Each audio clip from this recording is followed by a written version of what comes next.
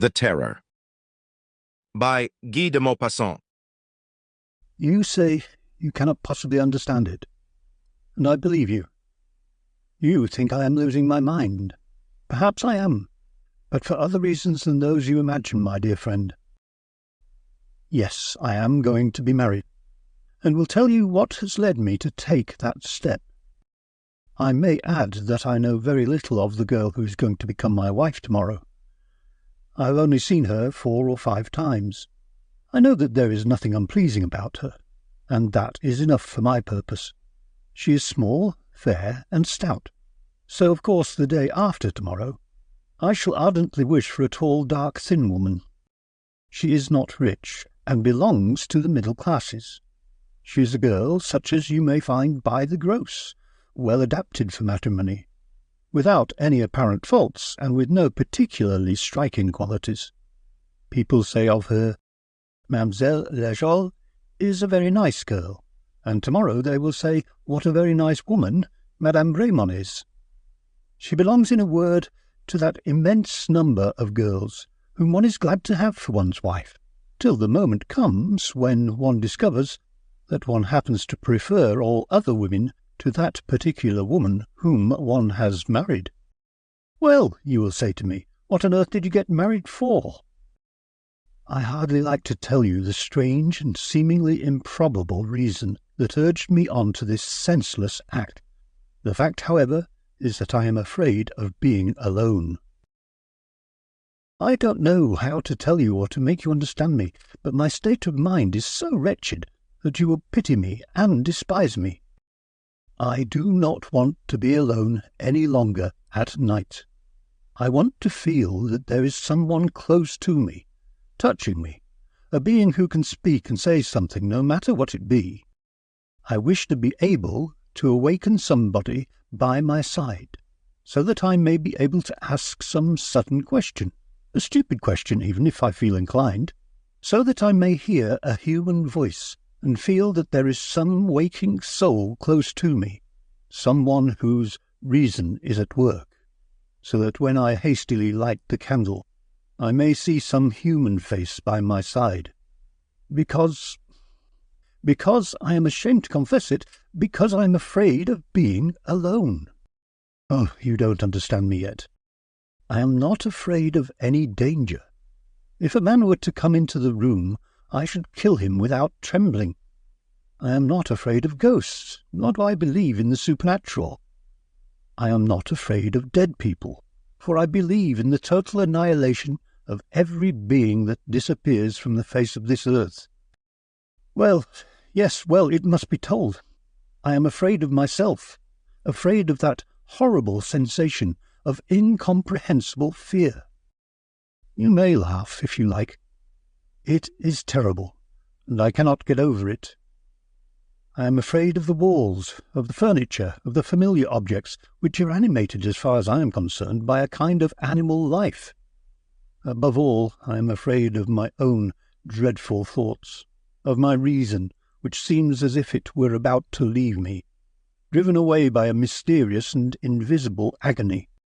At first I feel a vague uneasiness in my mind, which causes a cold shiver to run all over me. I look round, and of course nothing is to be seen, and I wish that there were something there, no matter what, as long as it was something tangible. I am frightened merely because I cannot understand my own terror. If I speak, I am afraid of my own voice. If I walk, I am afraid of I know not what, behind the door, behind the curtains, in the cupboard, or under my bed.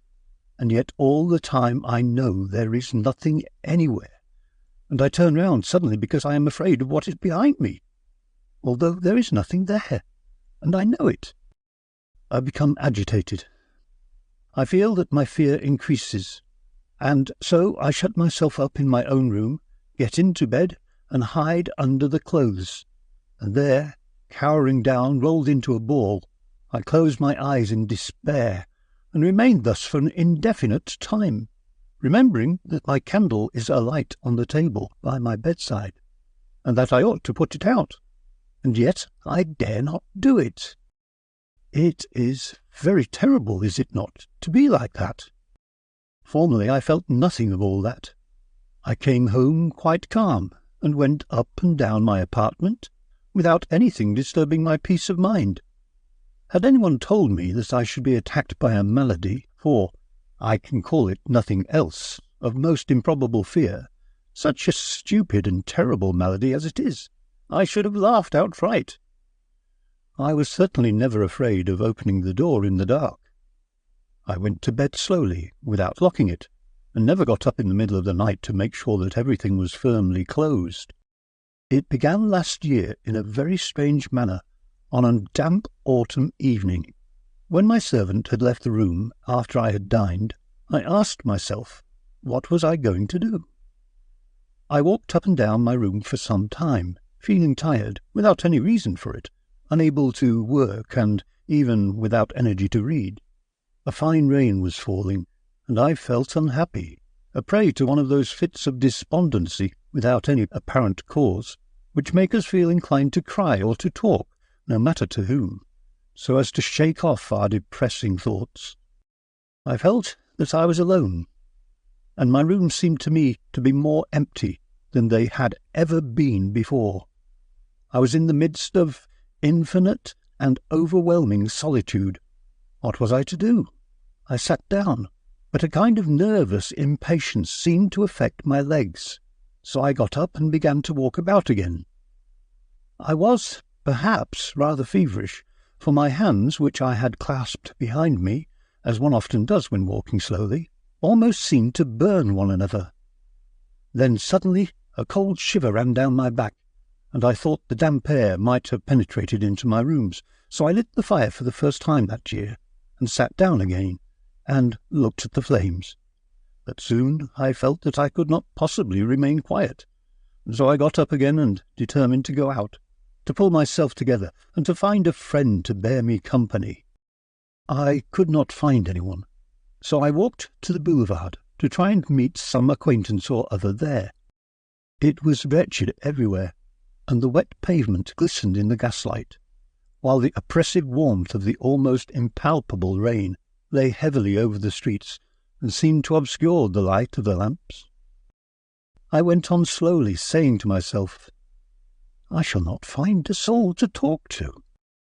I glanced into several cafes, from the Madeleine as far as the Faubourg Poissonnière, and saw many unhappy-looking individuals sitting at the tables who did not seem even to have enough energy left to finish the refreshments they had ordered. For a long time I wandered aimlessly up and down, and about midnight I started for home. I was very calm and very tired. My janitor opened the door at once, which was quite unusual for him, and I thought that another lodger had probably just come in.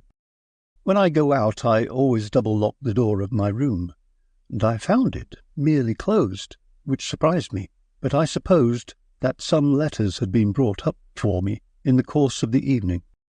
I went in and found my fire still burning, so that it lighted up the room a little, and while in the act of taking up a candle, I noticed somebody sitting in my armchair by the fire, warming his feet, with his back toward me.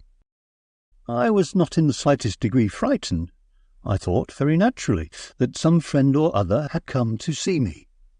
No doubt the porter, to whom I had said I was going out, had let him in with his own key. In a moment I remembered all the circumstances of my return, how the street door had been opened immediately, and that my own door was only latched and not locked. I could see nothing of my friend but his head, and he had evidently gone to sleep while waiting for me, so I went up to him to rouse him. I saw him quite distinctly. His right arm was hanging down and his legs were crossed. The position of his head, which was somewhat inclined to the left of the armchair, seemed to indicate that he was asleep. Who can it be? I asked myself. I could not see clearly, as the room was rather dark, so I put out my hand to touch him on the shoulder, and it came into contact with the back of the chair. There was nobody there. The seat was empty. I fairly jumped with fright. For a moment I drew back as if confronted by some terrible danger. Then I turned round again, impelled by an imperious standing upright, panting with fear, so upset that I could not collect my thoughts, and ready to faint. But I am a cool man, and soon recovered myself. I thought, it is a mere hallucination, that is all, and I immediately began to reflect on this phenomenon. Thoughts fly quickly at such moments. I had been suffering from an hallucination. That was an incontestable fact. My mind had been perfectly lucid, and had acted regularly and logically, so there was nothing the matter with the brain. It was only my eyes that had been deceived. They had had a vision, one of those visions which lead simple folk to believe in miracles. It was a nervous seizure of the optical apparatus, nothing more. The eyes were rather congested, perhaps. I lit my candle, and when I stooped down to the fire in doing so, I noticed that I was trembling, and I raised myself up with a jump, as if somebody had touched me from behind. I was certainly not by any means calm. I walked up and down a little, and hummed a tune or two. Then I double-locked the door, and felt rather reassured. Now, at any rate, nobody could come in. I sat down again, and thought over my adventure for a long time. Then I went to bed, and blew out my light. For some minutes all went well. I lay quietly on my back, but presently an irresistible desire seized me to look round the room, and I turned over on my side. My fire was nearly out, and the few glowing embers threw a faint light on the floor by the chair, where I fancied I saw the man sitting again. I quickly struck a match, but I had been mistaken. There was nothing there. I got up, however, and hid the chair behind my bed, and tried to get to sleep as the room was now dark.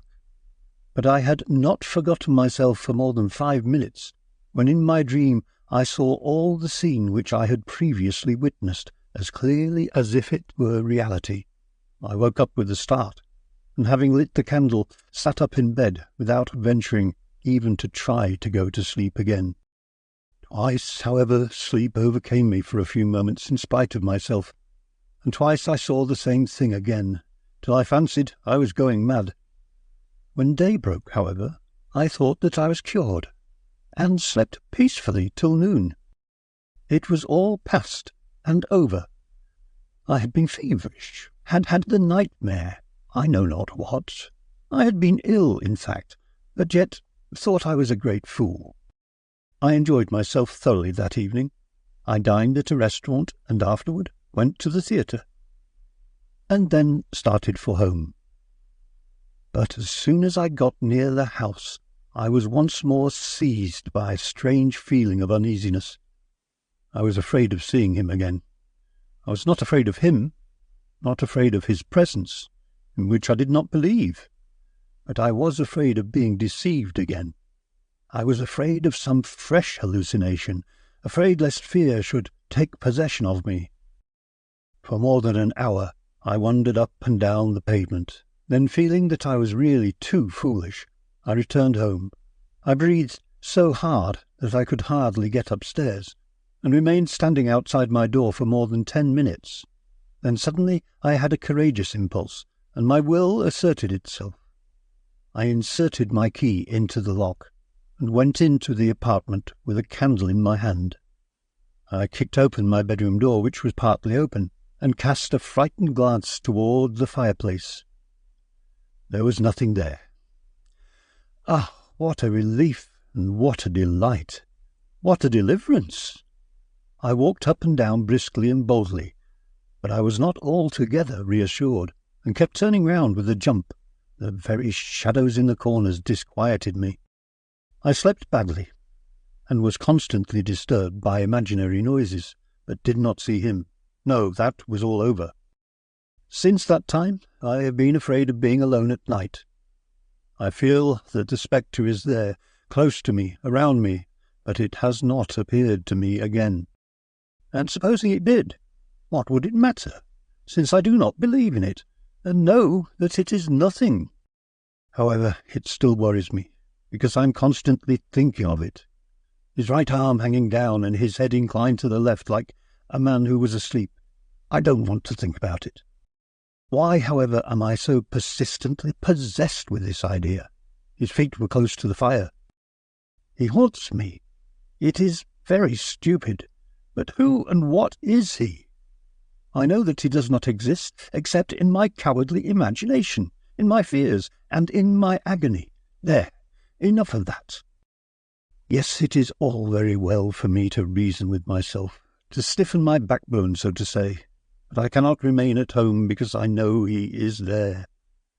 I know I shall not see him again. He will not show himself again. That is all over. But he is there, all the same, in my thoughts. He remains invisible, but that does not prevent his being there. He is behind the doors, in the closed cupboard, in the wardrobe, under the bed, in every dark corner. If I open the door or the cupboard, if I take the candle to look under the bed and throw a light on the dark places, he is there no longer. But I feel that he is behind me. I turn round, certain that I shall not see him, that I shall never see him again, but for all that he is behind me. It is very stupid. It is dreadful. But what am I to do? I cannot help it. But if there were two of us in the place, I feel certain that he would not be there any longer. For he is there just because I am alone. Simply and solely because I am alone. If you like the video, put a like, subscribe to the channel and click on the bell to not miss our new videos.